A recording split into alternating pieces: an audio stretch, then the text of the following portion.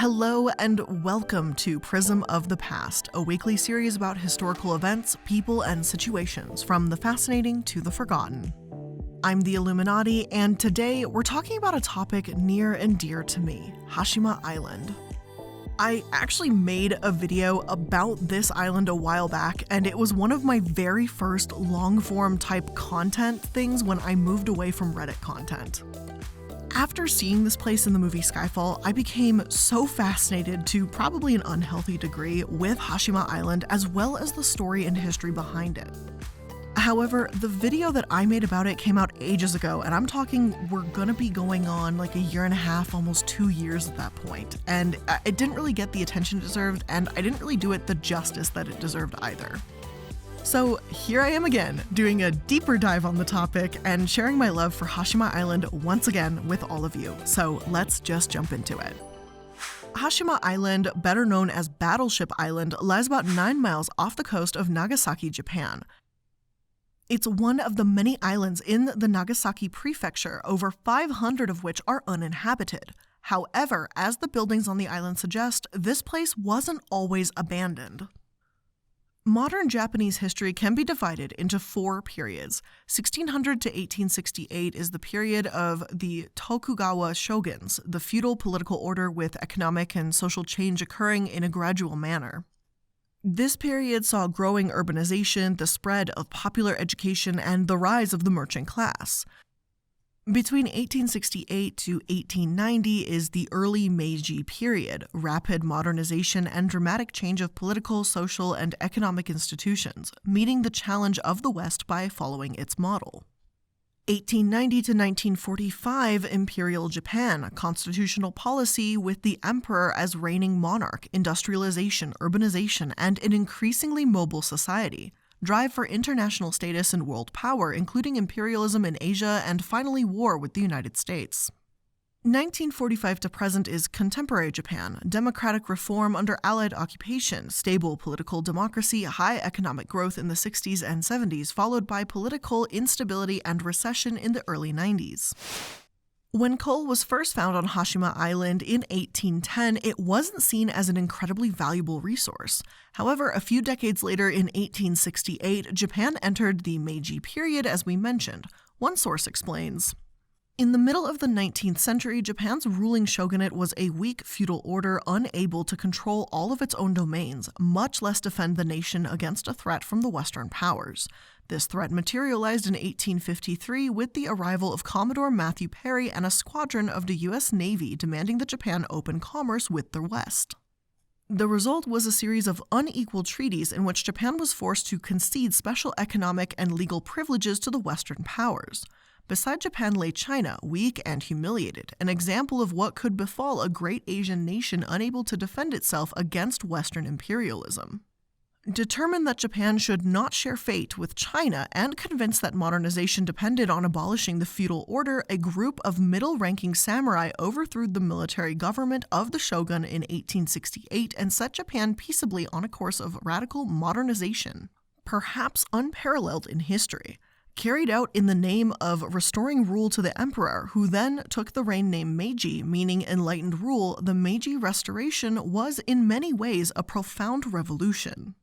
The new leaders studied the political, economic, and social institutions of the Western powers and selectively adopted those suited to their purpose. In 1889, a constitution was promulgated which established a parliamentary government, but it left it accountable to the emperor rather than to the people. Administrative power was centralized in a national bureaucracy which also ruled in the name of the emperor. The classes were declared equal so that samurai and their lords lost their feudal privileges, while the role of merchants, formerly despised as profit-hungry, began to be respected. The enthusiastic adoption of the new Western technologies caused an explosion of industrial productivity and diversification. A national military and universal conscription were established. Compulsory education was introduced both to teach the skills needed for the new nation and to inculcate values of citizenship in all Japanese. The emperor had typically been a religious and spiritual leader as opposed to a political one at that time, but Japan changed that. Japan also drafted its first constitution in 1889, establishing the emperor's powers checked by a parliament called the Diet. The point is, things were rapidly changing at this time, and coal had now become extremely valuable for Japan's industrialization and expansion. Mining began in 1870 on Hashima Island. In 1883, it was owned by son Rokuro Nabeshima, the feudal lord of the Nabeshima domain, who had worked to modernize the operations. In 1890, it was purchased by Mitsubishi Mining, which had operations at the Takashima coal mine near Hashima Island.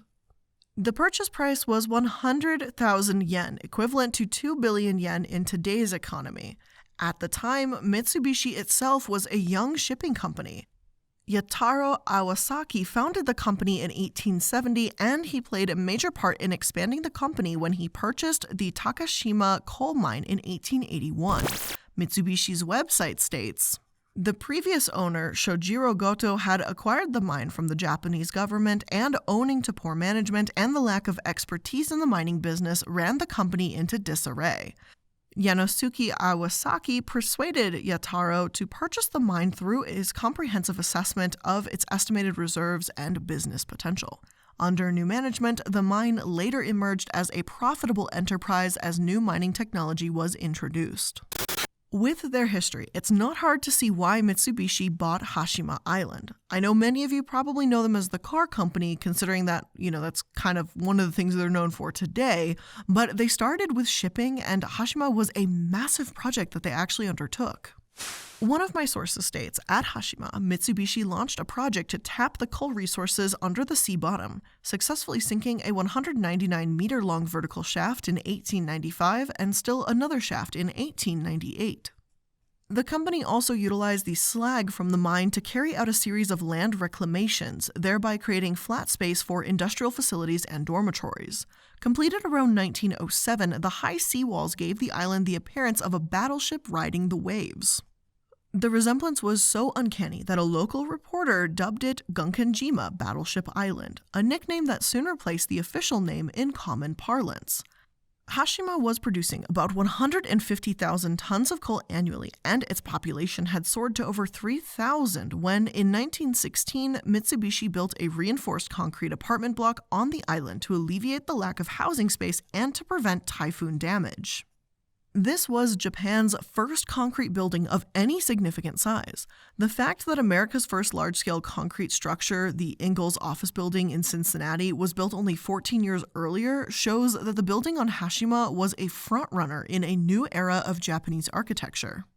A square, 6-story structure built around a dingy inner courtyard at the southern edge of the island, the building provided cramped but private lodgings for the miners and their families. Each apartment consisted simply of a single 6-tatami mat, 9.9 square meter room with a window, door, and small vestibule. More like a monk's cell than an apartment, but still a major improvement over previous living quarters. Bathing, cooking, and toilet facilities were communal. For a while, life on Hashima Island seemed great. Residents had housing, elementary and junior high schools, hospitals, temples, a movie theater, hair salons, pachinko halls, mahjong parlors, and bars. Just about everything the mainland did. Hashima Coal Mine was its own little city, with events like May Day festivals and the Yamagami Festival on April 3rd of each year. However, things didn't stay this way. Although Tokyo may see Hashima Island as a symbol of industrialization, we cannot ignore the dark truth behind this island, which began in the early 1900s. In 1916, more concrete buildings were constructed on the island, and soon conscripted Korean civilians and Chinese prisoners of war were forced to work at the island under extremely dangerous conditions. CNN reports, "There were no bushes, no flowers. We didn't even know what a cherry blossom was," recalled Hideo Kaiji, who was born on Hashima in 1932. "We told the seasons from one another by listening to the wind or looking at the color of the ocean and the sky." The period of Kaiji's childhood was also the darkest in Hashima's history. Like many of Imperial Japan's industrial facilities, Hashima was a destination for hundreds of Korean forced laborers. During World War II, Chinese prisoners of war joined their ranks. For them, Hashima was a desperate place. In the Peace Museum at Nagasaki, testimonies from Korean forced laborers line the walls, collated by museum director Yasunori Takazani. The common stories I heard from Korean and Chinese laborers was that they were enormously hungry, the meals were miserable, and they could not go to work. They were tortured, punched, or kicked. Kaiji's best friend at school was Korean. He says he didn't see much discrimination against Koreans, but he remembers his parents talking about one episode when a Korean worker was beaten. My father and mother were saying how sorry they were, but my dad said it was inevitable because it was wartime. He remembers resenting the Chinese as a child because they were locked up in the southern part of the island, right where we used to play baseball. We were so upset they took our place to play, but after the war ended, I learned they were forced to work there. There's been far more stories from this time period as well. Following World War II, it's estimated that a total of 41,000 Chinese laborers were forcefully shipped to Japan, almost 4,000 of them sent to Hashima Island. Another source states, they were forced to dig the coal on the island, undergoing humiliation and cruelty. Fed with residues, the skinny Chinese laborers looked like living skeletons. However, they still had to work in the dark and hot undersea coal mine. If we failed to finish our daily tasks, we would be treated as slaves, said Sun Zhongwu, one of the Chinese laborers who survived the ordeal. He was only 14 when he was sent to the island. According to him, the island was fenced with high concrete walls like a giant prison, and indeed, it was a giant prison. Many of the laborers tried to escape but only fell into the sea and drowned. Some of them even committed suicide because they could not stand the humiliation. By the end of World War II, one source estimated that a total of 722 Chinese and 1,442 Korean laborers had been tortured to death on the island. Some of the survivors have spoken out and told their stories as well. One man, Kim Hyung-seob, spoke to the Arirang News about his experience. He's Korean and was taken to Japan November 17, 1943. He tells the reporter, "I don't even want to talk about it. I can't explain how much we suffered. They gave us dried sweet potato, beans, and bean dregs. That's what they called food for us." He, along with other Korean laborers, were neither well-paid nor well-fed and were forced to spend more than 12 hours a day in the coal mine that was 1,000 meters under the sea.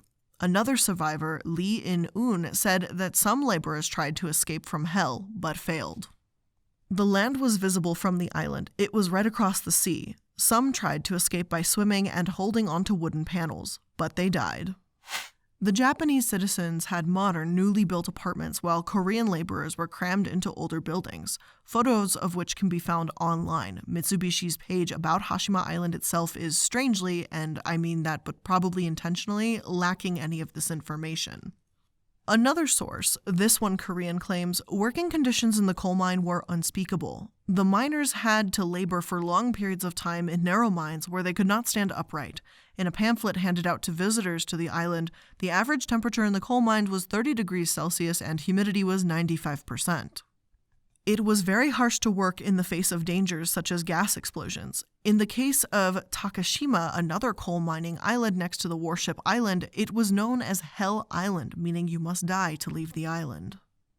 The South Korean government's investigation of forced mobilization damages in the Japanese uprising and the Support Committee for Victims of Forced Mobilization Overseas in a 2012 report estimated that there were about 500 to 800 Korean workers on the warship island in 1944. The number of Koreans who died on that island between 1925 and 1945 is 122, and a clear number is disclosed.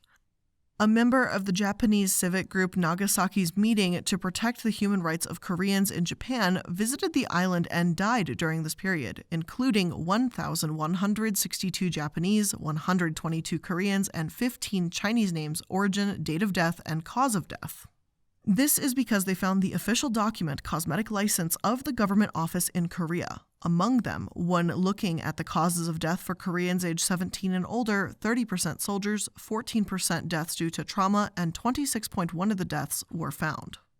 The committee expressed an opinion that the death of a coal mine accident seems to be the cause of the disaster, but there is a possibility that it may have been death due to harsh behavior. And I apologize if there's any odd wording. I'm not sure how well of a job Google Translate did on that page, but regardless, until the war ended, it's pretty apparent that there was some horrific treatment of forced laborers happening on Battleship Island. Mining in of itself is one of the most dangerous jobs in the world, even in modern day, so I can't imagine how dangerous it must have been nearly 100 years ago. After the war, one of the most important tasks the mining industry had to face was rebuilding their workforce. One source explains that, to restore production, the government launched an emergency plan to hire 133,730 miners in 1945 and 105,700 through the end of 1946. In fact, the priority plan for coal meant that the numbers of miners rose much faster than expected and reached a high of 469,000 workers in January 1948, surpassing the war period peak.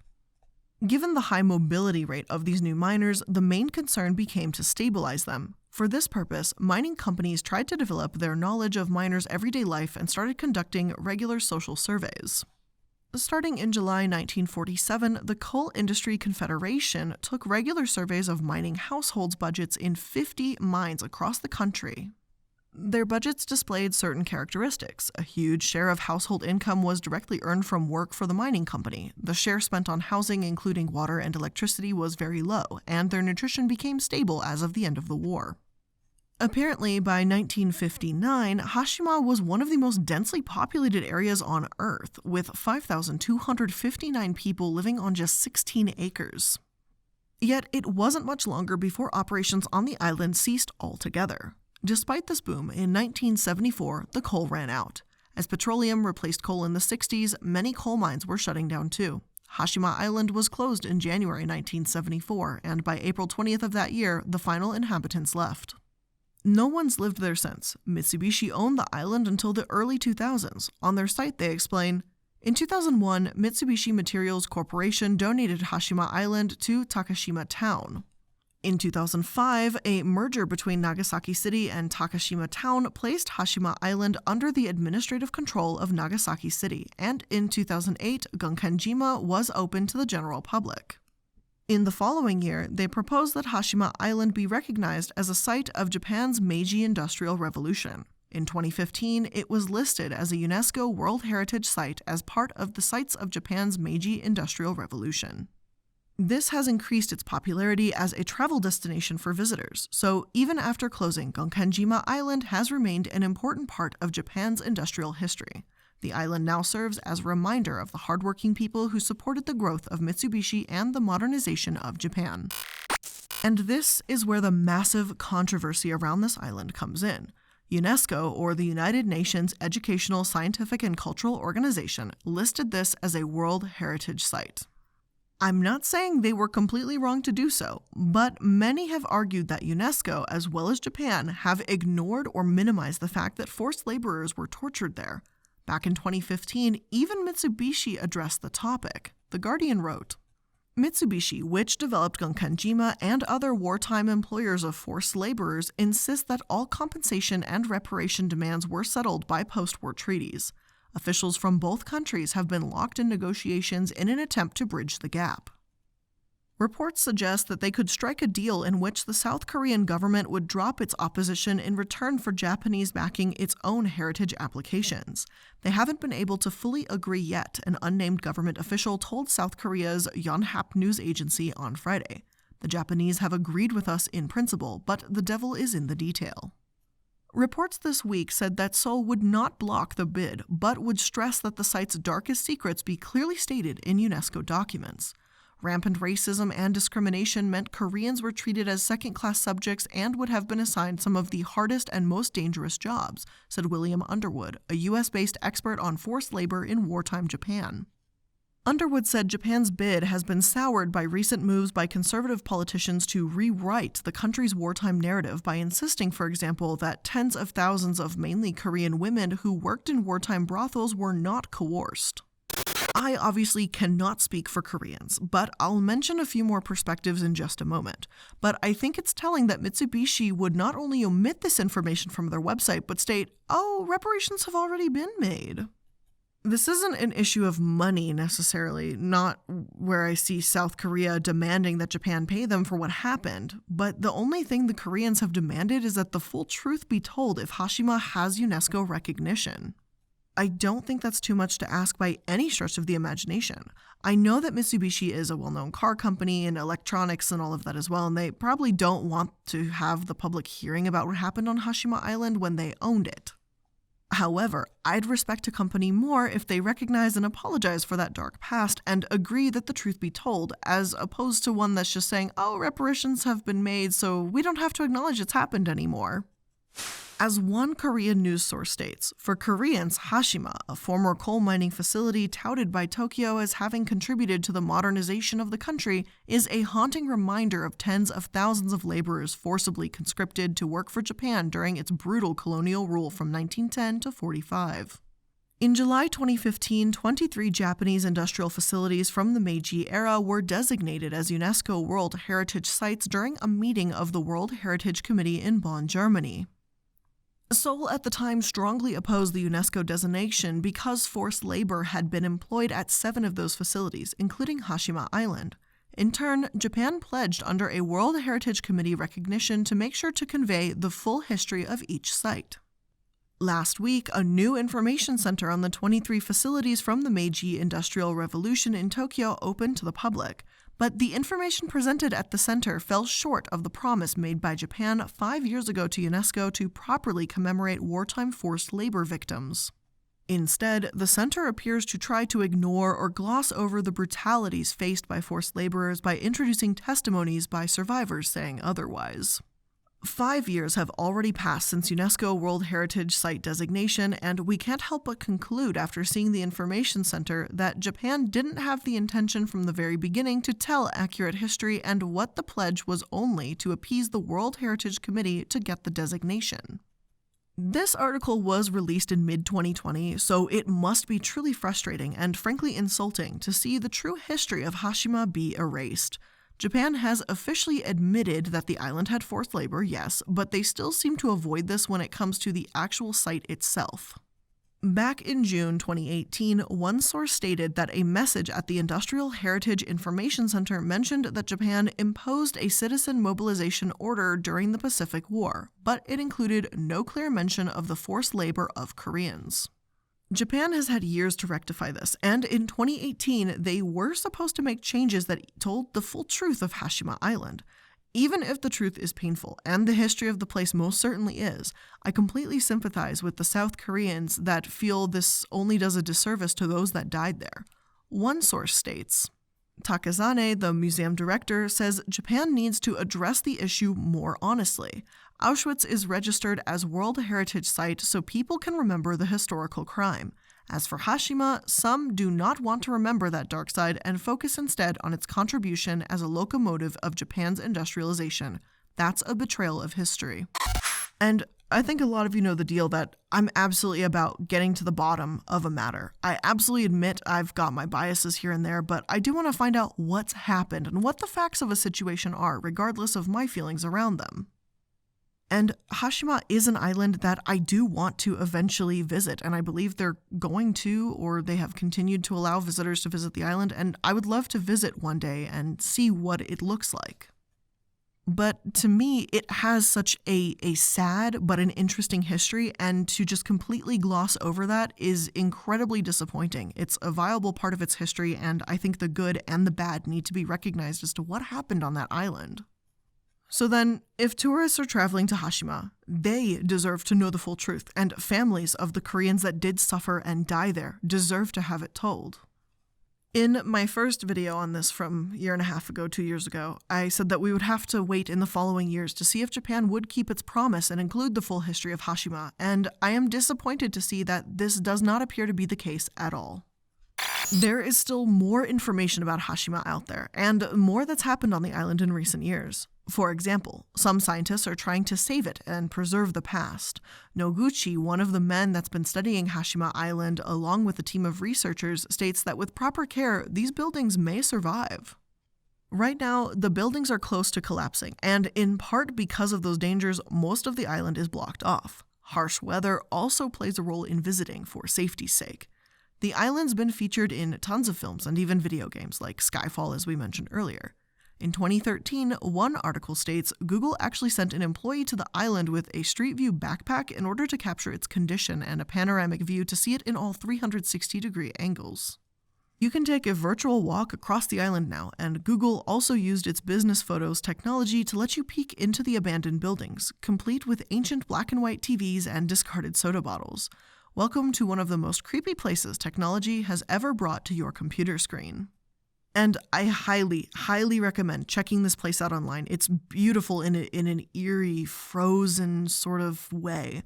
But just don't forget the tragic, dark history behind the island if you do. I truly hope that the lives lost there aren't forgotten and that Hashima Island can be preserved, not just as a symbol of industrialization that Japan wants, but as a reminder of what truly happened there too, and those that suffered silently. But with all of that being said, that's where I'm going to end today's episode of Prism of the Past. I hope you enjoyed it, and if you did, make sure you're liking, following, and subscribing so that you can stay up to date on all of the latest episodes. And if you want to hear more from me, including connecting with me outside of these episodes, make sure to go to my description box and click on my Linktree link. It's going to pop up a whole little page that has all of my social media and various projects that I'm involved in. So again, thank you so much for making it to another episode of Prism of the Past. I hope you enjoyed it, and I'll see you in the next one. Bye!